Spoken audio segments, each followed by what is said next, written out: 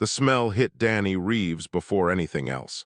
A strange mix of burned metal, alien spices, and something that reminded him of wet dog. He had traveled 3 weeks through space to reach Station Bravo 7, and now he wondered if that had been a terrible idea. Thousands of beings moved through the massive trading hall. Some walked on 2 legs like humans.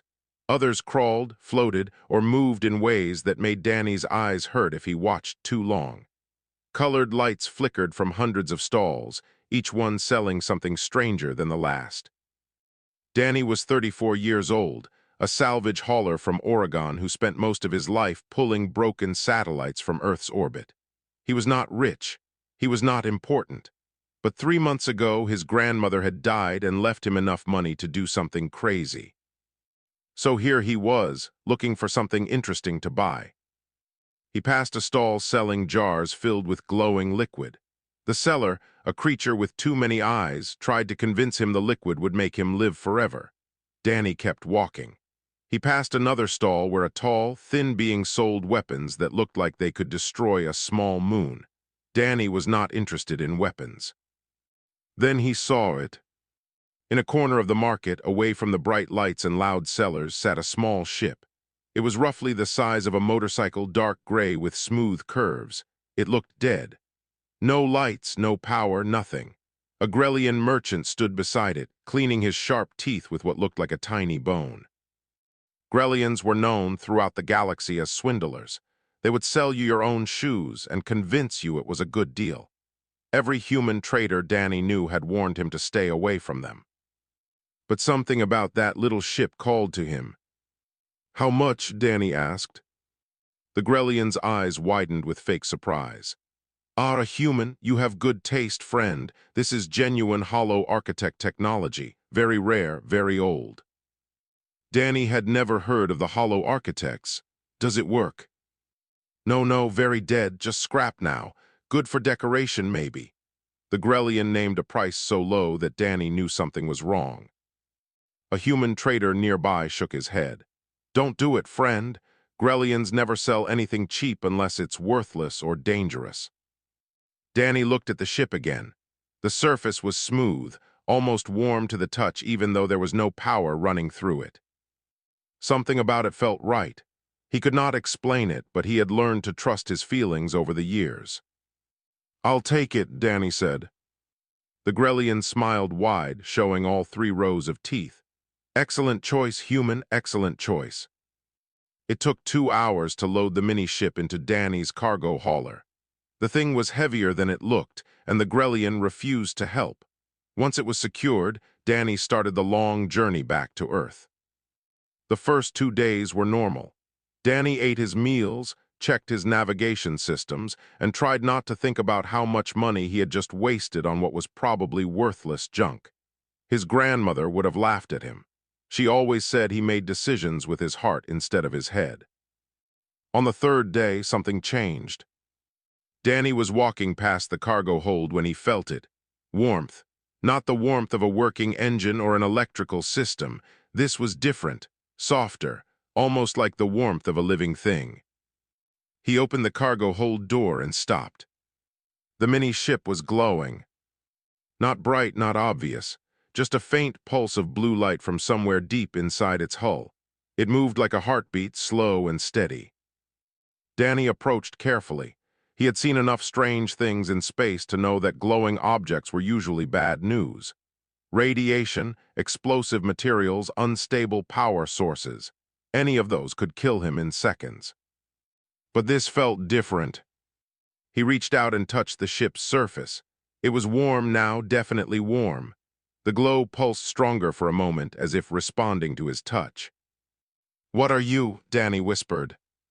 The ship did not answer, but the warmth spread through his fingers up his arm and settled somewhere in his chest. It was not painful, it was not scary. It felt like coming home after a long journey. Danny pulled his hand back quickly. His heart was beating fast. He was a simple salvage hauler. He fixed broken satellites and sold scrap metal for a living. He was not equipped to deal with mysterious alien technology that might be waking up. He closed the cargo hold door and went back to the cockpit. For the rest of the journey, he tried to ignore the warmth he could still feel coming from the hold. He tried to convince himself it was nothing, just some kind of battery slowly charging from his ship's power systems. But deep down, Danny knew the truth. Whatever he had bought from that Grellian, it was not. Dead, it was not scrap, and it was definitely not normal. When Earth finally appeared on his view screen, Danny let out a breath he did not know he had been holding. Home. Safety.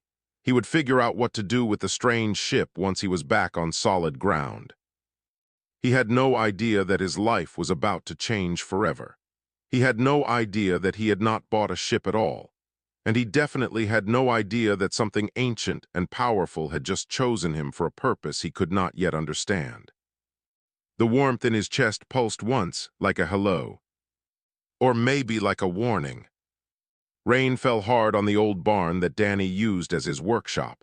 The sound was familiar, comforting. He had spent years fixing broken machines in this place, surrounded by tools his father had left behind. But tonight, everything felt different. The mini ship sat in the center of the barn, still glowing with that soft blue pulse. Danny had been staring at it for 3 days now, trying to find the courage to touch it again. Finally, he decided enough was enough. He grabbed his toolbox and walked over to the ship. If this thing was going to glow in his barn, he at least wanted to know why. Maybe he could find a power source and disconnect it. Maybe he could sell the parts to someone who understood alien technology. Maybe he could forget this whole thing ever happened. Danny chose a spot near what looked like a seam in the hull. He pressed his fingers against it, looking for a way to open the thing up. The moment his skin touched the metal, everything changed. Light exploded from the ship. Not dangerous light, not burning light, but bright enough to fill the entire barn. Danny stumbled backward, shielding his eyes. When the light faded, a shape floated above the ship. A hologram, he realized. Blue and flickering, showing symbols and patterns he did not recognize. Then a voice spoke. Bonding sequence initiated. Language matrix adapting. Please wait. The symbols shifted, changed, reorganized themselves. Danny watched with his mouth hanging open as the alien letters slowly became English words. Adaptation complete. Hello, pilot. Danny's voice came out as a whisper. What? The hologram flickered and took a new shape. A small figure, almost like a cartoon character with big eyes and a round body. It looked friendly, which somehow made the whole situation even stranger. I am designated Shard Unit 7. I have been in hibernation for approximately 12,000 of your years. You have initiated the bonding sequence. Congratulations. Danny sat down hard on the barn floor. His legs did not seem to want to hold him up anymore. Bonding? What bonding? I just touched you. The hologram tilted its head, a surprisingly human gesture. Shards do not bond with random beings. I chose you. Your touch simply confirmed what I already knew. Knew what? That you are worthy. Danny laughed. It was not a happy laugh. Worthy? I fix satellites for a living. I eat instant noodles 3 times a week. I forgot to pay my electricity bill last month. I am not worthy of anything. The shard made a sound that might have been laughter. Worthiness is not measured by money or status. I sense your heart, Danny Reeves. It is good. That is enough. Danny rubbed his face with both hands. This was insane. This was completely insane. Okay, let's say I believe you. What exactly is a shard? What did I bond with? The hologram expanded, showing images that floated in the air around Danny. He saw a species he did not recognize. Tall beings made of light and crystal, beautiful and ancient. We were created by the Hollow Architects. They existed long before most current species evolved. They traveled the galaxy, searching for young civilizations worth protecting. The images changed, showing the architects building small ships. Ships that looked exactly like the one sitting in Danny's barn. Shards are not machines. We are alive. We think, we feel, we choose. Each shard bonds with one pilot and serves them until death. Once bonded, we cannot be separated. Danny felt his stomach drop. Wait, until death? Are you saying I'm stuck with you forever? Yes, is this a problem? Danny opened his mouth to say that yes, this was definitely a problem, but something stopped him. The warmth he had felt on the ship, the warmth that had settled in his chest. It pulsed now, gentle and reassuring. I guess not, he heard himself say, but I have questions, a lot of questions. I will answer them all, pilot, but first you should choose a name for me. Shard Unit 7 is accurate but not personal.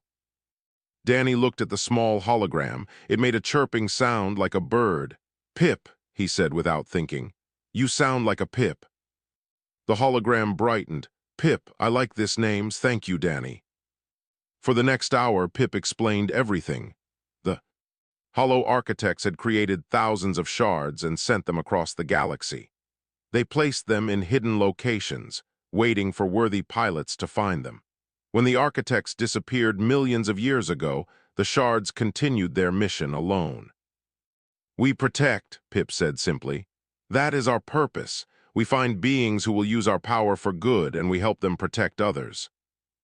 Danny was starting to understand, and starting to feel very small. Protect from what? Pip's hologram flickered darker for a moment. The galaxy is not safe, Danny. There are species who conquer and destroy, species who believe strength is the only law. The architects created us to stand against them. Before Danny could respond, Pip suddenly went rigid. The hologram froze, then began flashing red. Warning, warning. Long-range sensors detect incoming vessels. Signature matches Cressari Dominion. Danny had never heard of the Cressari, but the fear in Pip's voice was unmistakable. Who are they? Hunters, they have spent thousands of years destroying hollow architect technology. They sense when a shard awakens. Pip's big holographic eyes looked directly at Danny. They are coming here. They are coming for us. Danny felt the warmth and his chest turned cold. How long do we have? 7 days, maybe less. Outside, the rain continued to fall, but Danny Reeves knew that his quiet life in Oregon was over. Something ancient had chosen him, and something terrible was on its way. He just hoped he was ready. 5 days passed faster than Danny thought possible. He spent every hour learning about Pip. The little shard could do amazing things. It could create energy shields, fly at impossible speeds, and scan objects from miles away. But it was weak. 12,000 years of hibernation had drained most of its power. It would take months, maybe years, to fully recover. They did not have months. On the 6th day, Danny was eating breakfast when Pip's hologram appeared with urgent flashing lights. They are here. Danny dropped his spoon. He ran outside and looked up at the sky. At first he saw nothing, just clouds and blue sky and birds, normal Oregon morning. Then the clouds began to part. Something massive pushed through them, blocking out the sun. The ship was enormous, black and angular, covered with weapons that Danny could not even name. It hung above Earth like a predator watching its prey. Cressari, Dominion flagship, Pip said quietly. Crew of approximately 8,000, weapons capable of destroying cities in seconds. Danny felt his knees go weak. How do we fight that? We do not yet.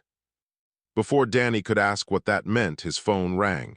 He looked at the screen, unknown number. He answered anyway. Danny Reeves, the voice was official, military. This is General Howard Morrison from Earth Defense Command. We know you have the alien artifact. We need you to come in immediately. Danny's mind raced. How did they know? Then he realized it did not matter. If the military knew, they would want to take Pip. They would want to study the shard, or worse, hand it over to the Cressari to save Earth. I'll be there, Danny lied. He hung up and looked at Pip. We need to run. Agreed, I can get us off the planet, but my power is limited. We will have one chance. 20 minutes later, Danny was inside Pip. The shard had transformed around him, creating a cockpit that fit his body perfectly. Screens showed him everything. The Cressari ship above, military helicopters approaching his farm. His whole life reduced to a spot on a map that was about to be left behind forever. Ready? Pip asked. Danny took a deep breath. No, let's go anyway. Pip launched into the sky so fast that Danny's vision went white for a moment. The G-forces were incredible, but some kind of energy field kept him from being crushed. They punched through the atmosphere in seconds, leaving the helicopters far behind. The Cressari ship loomed ahead. This close, Danny could see details: gun ports, sensor arrays, rows of smaller ships attached to its hull like parasites. "They see us," Pip warned. "Weapons charging." "Can you outrun them?" "Yes, but they will follow, and they will hurt Earth to draw us back." Danny felt his heart break. He had not thought of that. By running, he was putting everyone he knew in danger. "Incoming transmission," Pip said. "They want to talk." A new voice filled the cockpit, deep and cold like stones grinding together.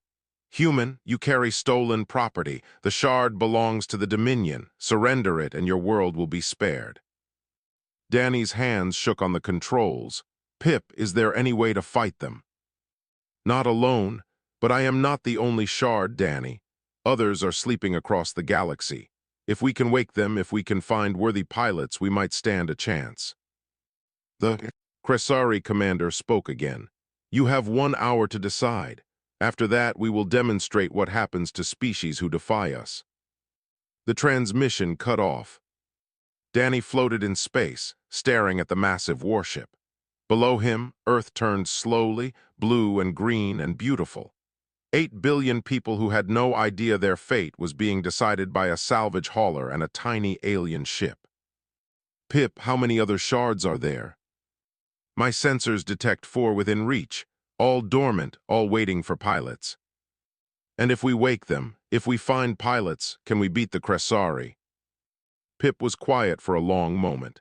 "The Hollow Architects designed us to protect civilizations exactly like yours. Humanity is young, but you have strength, kindness, the capacity to stand together against impossible odds. If we can gather the shards, if we can unite them, yes, we can win." Danny thought about his grandmother. She had raised him after his parents died. She had taught him that running from problems never solved anything. She had taught him that protecting others was the only thing that really mattered. "Then we don't run," Danny said. "We gather them. The Cressari will follow us." "Good. Every moment they spend chasing us is a moment they're not hurting Earth." Pip made a sound that might have been pride. "You are already becoming a better pilot than I hoped, Danny Reeves." Danny smiled, though his hands were still shaking. "I have a good teacher. Now where's the nearest sleeping shard?" "An ocean moon 4 light-years away. A shard rests beneath its frozen surface. It has been waiting for 7,000 years." Danny looked at Earth one last time. He had no idea if he would ever see it again. But he knew one thing for certain. He was not going to let the Cressari win. He was going to find the other shards, find other pilots, and come back with an army. "Let's go wake it up." Pip's engines hummed with power. Space folded around them. And in a flash of light, Danny Reeves left his home behind. The hunt had begun. The ocean moon had no name that humans knew. It was just a number in a catalog, a frozen ball of ice orbiting a gas giant 4 light-years from Earth. But to Pip, it was hope. "The shard is 3 kilometers below the surface," Pip said as they descended through the thin atmosphere. "Buried in ice, protected, waiting." Danny looked at the endless white landscape rushing toward them. "How am I supposed to?" "Get down there. I will create an energy field around you. It will keep you warm and let you breathe. But Danny, you must understand something. Shards choose their pilots. I cannot guarantee the sleeping shard will accept anyone." They landed on the frozen surface. Danny stepped out of Pip, and immediately the energy field wrapped around him. It was strange, like wearing a warm bubble. The ice beneath his feet was ancient, older than human civilization. "There is a research station 2 kilometers east," Pip said. "Human scientists study this moon. One of them might be worthy." Danny started walking. The ice cracked and groaned beneath him, alive with sounds of pressure and movement. After an hour, he saw the station, a small cluster of buildings barely visible against the white landscape.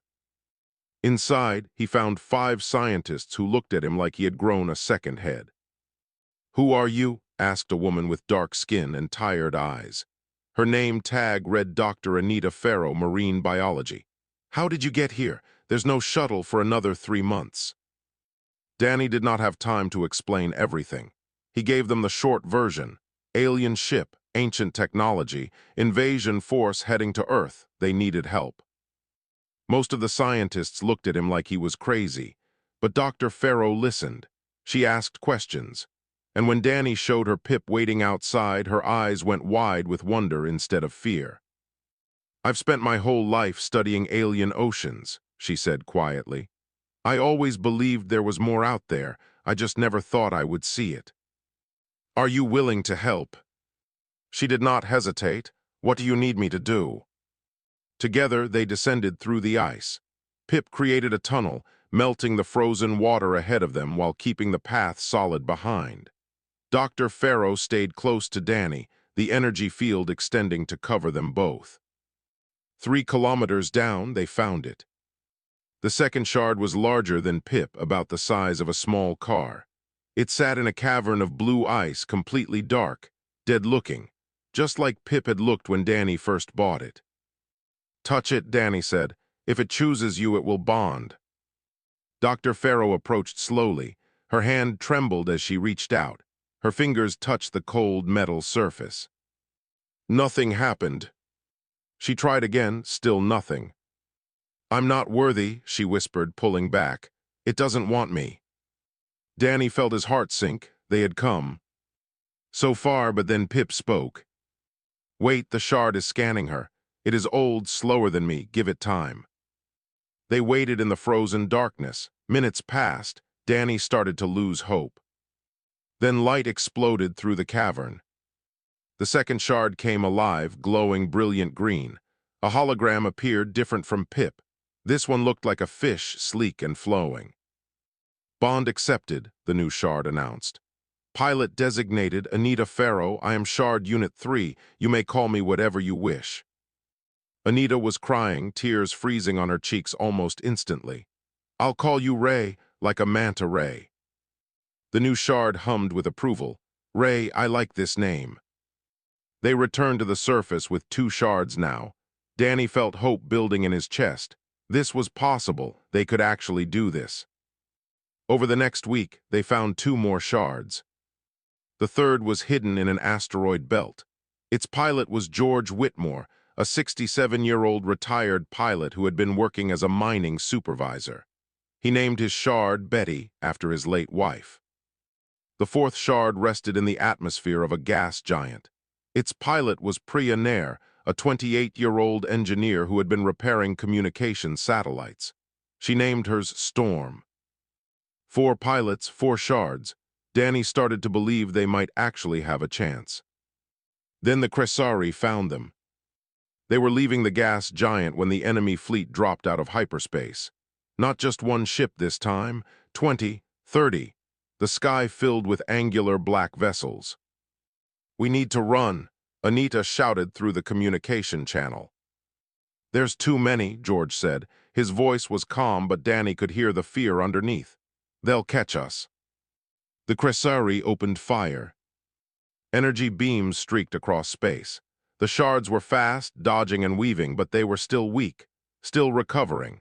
A beam grazed Storm, and Priya screamed as her systems sparked. "We need more time," Danny called. "Pip, what do we do?"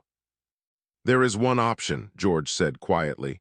"Betty and I can hold them off, give you time to escape." Danny's blood ran cold. "George, no, you'll die." "I'm 67 years old, son. I've lived a good life. You 3 are young. The galaxy needs you more than it needs me." Before Danny could argue, George turned his shard toward the Cressari fleet. Betty began to glow, brighter and brighter, pouring out all her remaining power. "George!" Anita screamed. "Go," George shouted. "Find the last shard, finish this." Betty exploded in a wave of light. Not a destructive explosion, but a blinding flash that scrambled sensors and disrupted weapons. The Cressari fleet went dark for precious seconds. Danny, Anita, and Priya ran. When the light faded, George and Betty were still there. But Betty was dark now, completely powerless. She would never fly again. George floated in space, barely breathing, rescued at the last moment by a Cressari capture beam. They had lost one of their own, but they had survived. Pip spoke softly as they fled into hyperspace. George's sacrifice will not be forgotten. Betty's core still lives, sleeping again. One day she may wake. Danny wiped tears from his eyes. Where's the last shard, Pip? Earth hidden beneath the surface. The hollow architects placed it there 12,000 years ago. They believed humanity would be worthy. Danny looked at his remaining teammates. Anita's face was hard with determination. Priya's eyes burned with anger. Then let's go home, Danny said, and end this. They emerged from hyperspace on the dark side of Earth's moon, hiding from the Cressari fleet that still orbited the blue planet. From here, Danny could see his home. So close, so beautiful, and so completely surrounded by enemy ships. 57 vessels now, Pip reported. They have called reinforcements. The Dominion wants the last shard badly. Priya's voice came through the communication channel, sharp with grief and anger. Then let's make sure they don't get it. Where exactly is this shard? Central Africa, deep underground. The entrance is hidden in a valley that humans have never explored. Danny thought about the problem. They could not just fly to Earth. The Cressari would detect them instantly. They needed another way. Anita spoke up. What if we don't fly? What if we fall? Explain, Danny said. Meteors enter Earth's atmosphere every day. The Cressari might not notice 3 small objects coming in fast. We could drop in like rocks, use our shields to survive the heat, and land before they realize what's happening. Pip processed this for a moment. Possible, dangerous. The shards would need to absorb significant heat, but possible. It was crazy, it was reckless. Danny loved it. 2 hours later, they were falling toward Earth at thousands of kilometers per hour. The shards wrapped around there. Pilots like protective cocoons. Heat turned the air orange and red. Danny gritted his teeth as his body shook from the violence of re-entry. Then they were through. They crashed into a thick forest, creating craters that steamed in the night air. Danny pulled himself out of Pip, bruised and shaking but alive. Nearby, Anita and Priya were doing the same. We made it, Priya breathed. Not yet, Danny said. We still have to find the shard. Pip, how far? 12 kilometers northwest. There is a cave entrance at the base of a cliff. They traveled through the night. The forest was alive with sounds, insects, and animals that had no idea their planet was being invaded. Danny thought about all the people sleeping in their homes, trusting that tomorrow would come like it always did. He would not let them down. The cave entrance was exactly where Pip said it would be, but this was no natural cave. The walls were smooth, carved by technology far beyond anything humans had ever made. Symbols glowed faintly along the passages, responding to the shard's presence. The hollow architects were here, Anita whispered. 12,000 years ago, they walked these same tunnels. The passage went down and down, miles into the earth. Danny lost track of time. His legs ached. His lungs burned, but he kept walking. Finally, they emerged into a cavern so large that Danny could not see the other side. And there in the center was the first shard. It was not like the others, not motorcycle-sized or car-sized. This shard was the size of a stadium, massive beyond comprehension. It sat like a sleeping giant covered in dust and silence. Oh my God, Priya said. Pip's hologram appeared, looking small and humble compared to the monument before them. The first shard, the original, built to bond not with one pilot but with an entire species. Danny stared. An entire species, you mean all of humanity?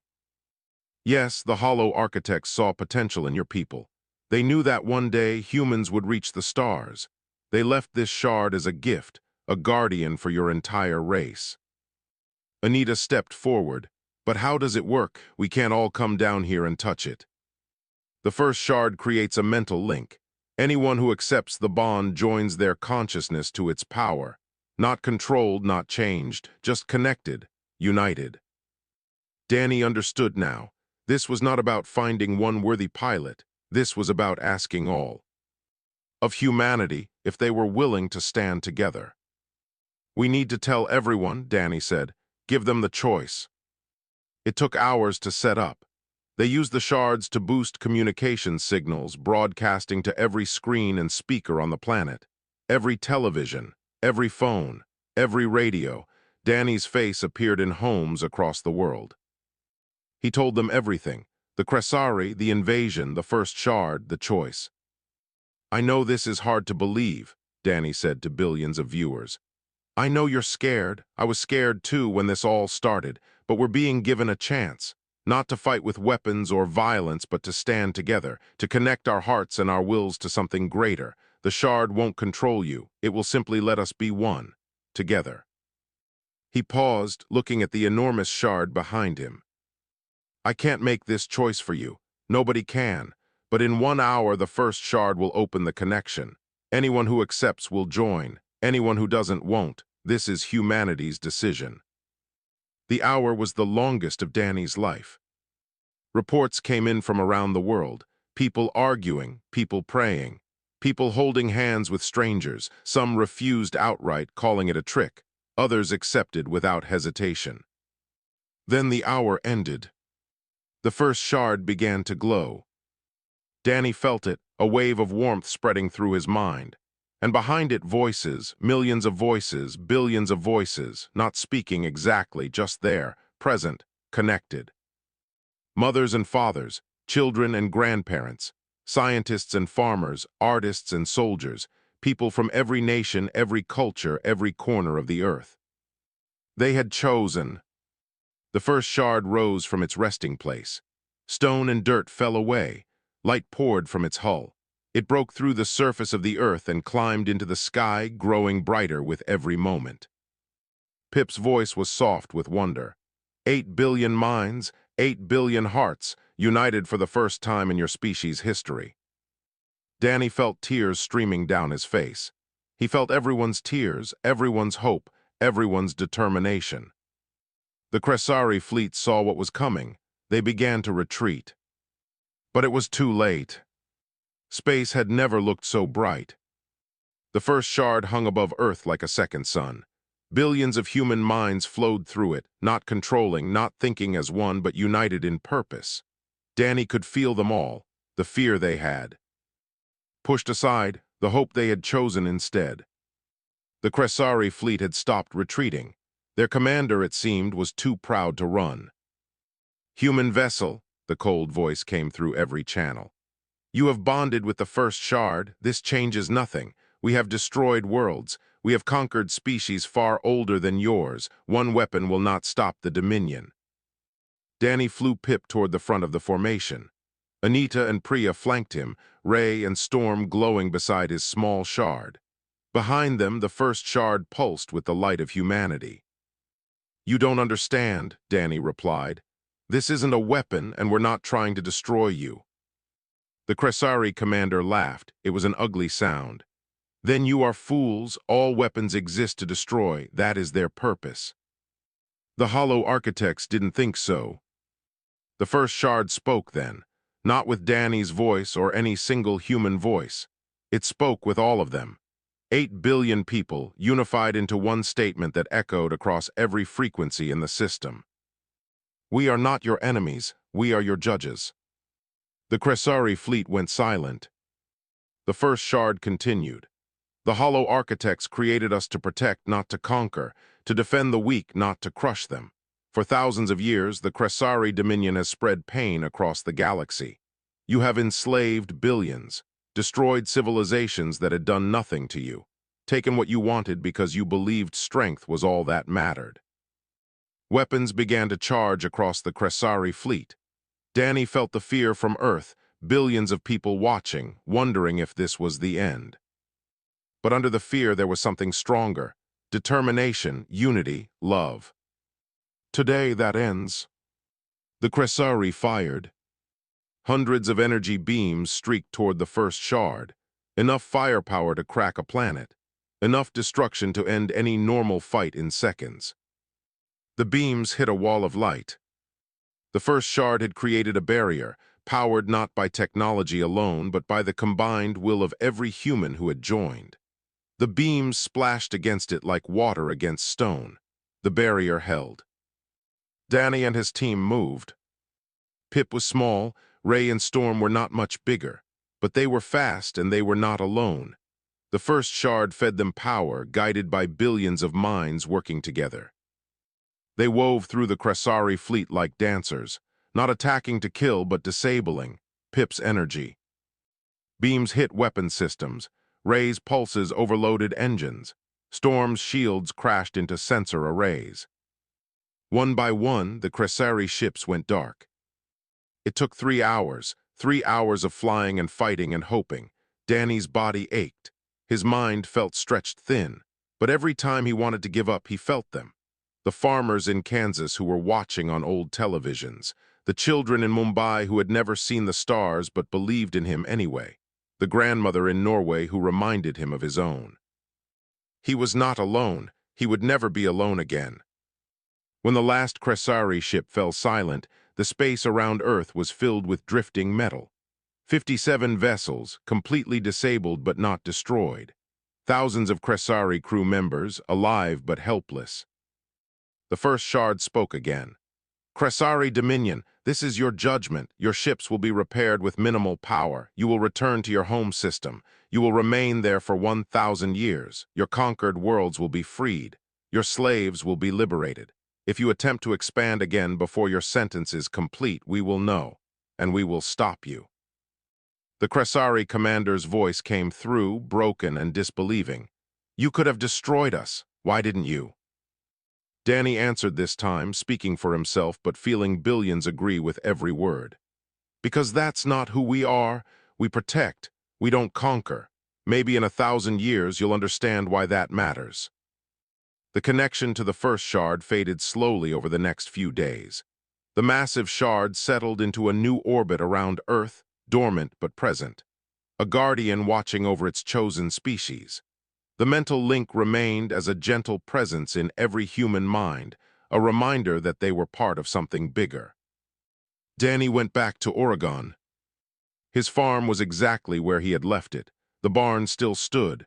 The rain still fell, but everything was different now. He was different. Pip hovered beside him as he stood on his porch, watching the sunset. What happens now? Danny asked. Now life continues. Humanity grows. Other species will come, curious about the new guardians of the galaxy. Some will want friendship, some will want trade, some might want war, but you will be ready. A ship appeared in the sky, small, unfamiliar. It landed softly in Danny's field. The hatch opened and a Grellian stepped out. The same Grellian who had sold Danny the supposedly worthless shard. Hello, human, the merchant said, his 3 rows of teeth spread in a wide smile. I bring a message from the Grellian people. Danny folded his arms. You knew, didn't you? When you sold me Pip, you knew exactly what would happen. The Grellian nodded. The Hollow Architects told our ancestors to wait, to watch, to find the right human when the time came. It took 12,000 years. Many Grellians forgot why we were waiting, but some remembered. He pulled out a small device and pressed it into Danny's hand. This is our thanks, a communicator. When you need friends among the stars, call us. Danny looked at the device, then at the Grellian, then at Pip. I bought you for the price of scrap metal, he said, and you changed everything. Pip's hologram flickered with warmth. You bought a ship, you found a friend, and together we saved a species. That seems like a fair trade to me. Danny laughed. He laughed until tears ran down his face and his stomach hurt. He laughed because it was ridiculous, all of it. A salvage hauler from Oregon becoming a galactic hero. A tiny ship becoming humanity's greatest ally. A species that had spent its entire existence fighting each other suddenly standing together against the void. But that was humanity, wasn't it? Unexpected. Visitors started arriving within weeks. Alien species who had been conquered by the Krasari, now free and looking for allies. Scientists who wanted to study the shards. diplomats who wanted to establish trade. The galaxy was changing, and Earth was at the center of it. Danny met them all with Pip at his side. He introduced them to Anita and Priya. He told them about George, who had recovered on a Cressari ship and been returned home safely. He showed them the first shard, still orbiting, still watching, still connected to every human heart. One evening, sitting under stars that suddenly seemed much closer than before, Danny received a message from his grandmother's old email address.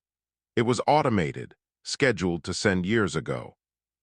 "Dear Danny," it read, "if you're reading this, I'm gone, but I wanted you to know something. You always had a good heart. Whatever crazy thing you're doing right now, I'm proud of you. Love, Grandma." Danny saved the message. He read it again whenever he needed strength. Because the galaxy was vast and full of dangers. Because humanity was young and had so much to learn.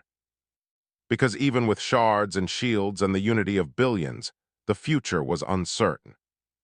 But Danny Reeves, salvage hauler, pilot of the smallest shard, hero by accident, was not worried.